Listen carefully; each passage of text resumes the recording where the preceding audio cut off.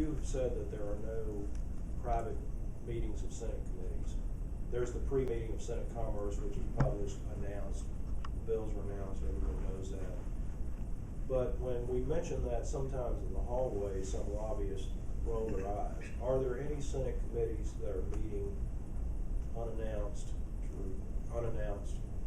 that you were aware of?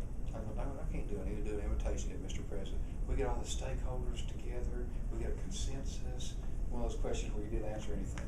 But no, there's not at all. I was shocked when I read Speaker Davey's stuff too, but I think how much, I can't express to you how much it surprised me when I became a part of leadership in 2003, and it came to the end of the session, and they'd call us in, and we'd go out to Ellington Ag Center or somewhere else off campus, and it wasn't just leadership either. This was a full house of Senate committees would sit there, and I had very little input, to say the least, at that time. But they would decide what went in the budget, what didn't. We don't do that. Well, I don't think that. I mean, he acknowledged that when they were working on the budget, that they did. He acknowledged that. Yeah, I know he acknowledged that. But as far as Senate committees are going, they're you all don't do.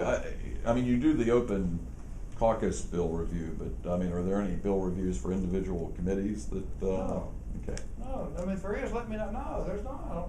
I don't know. But were you and then surprised? our bill review, you'll sit through those. You'll sit through a few hours where you don't come back. They're kind of boring. It's almost like, seriously, if you get a debate, whoa, we don't debate here, informational only. And I do think that helps us to have 26 bills on the floor this morning, and we got through it in about 2 hours. We didn't have bill review, strictly informational only, and well, you can go to anyone you want to, seriously. So, and I'll be right up front with you. When the letter came out, I was talking about how we're open. I didn't even know that they had these pre-meetings. I don't know who found out about that. How did you know about that? I didn't know it. Did you, Eric? Sources and methods from others. Okay, Here. you don't have to tell me. Obviously, your sources, but I wasn't even addressing that. I didn't know that was going on.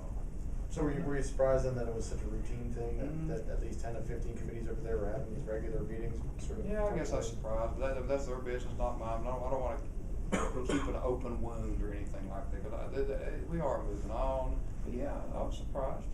I had no idea. And we have a bill review. So you don't care. I'd like to know what lobbyist rolls are out. There's nothing goes on like that. Well, I was going to say that. Oh yeah. Well, honestly, I don't remember specifically, but no, I just don't remember. I know the three chairman, the chairman the two vice chair of finance meet like Monday afternoon with the constitutional officer on how bills affect them, and that's just the three there. I know that we have the pre-commerce. That's the only one that has that. And we have our bill review. Why should Commerce have a pre-meeting? To save time too. It's the same thing. Just because when you and it's an open discussion, because they have so many bills and there's 2 or 3 controversials. Let's just quit calling it a pre-meeting. Let's call it meeting 1. That'd be fine with me. But there are other committees that have a lot of bills. If this practice were to become routine, would that be something you'd oppose? I'd have to look at it strongly.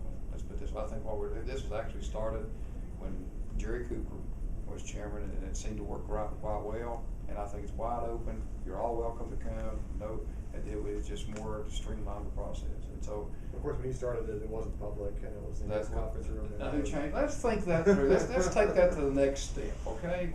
When he was here, when I became speaker, nothing was video streamed. Nothing was video streamed. I said I want every committee video streamed. I want every subcommittee video streamed. I want the meetings of the building commission video streamed, and I want us when we're on session video streamed. That was not the case. If you'll think back before I became speaker, I charged Russell to come up with a website that's second to none in the nation. I want the best website in the nation. Right now, you can be following Senate Bill 522. Pick a number.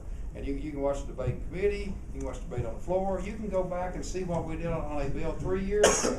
So to say that we're not open is ridiculous. I don't know what more we can do than this. So, and none of that was here. I became speaker and I said, this is going to be open, and I want it open. We take roll call votes on every bill in the Senate.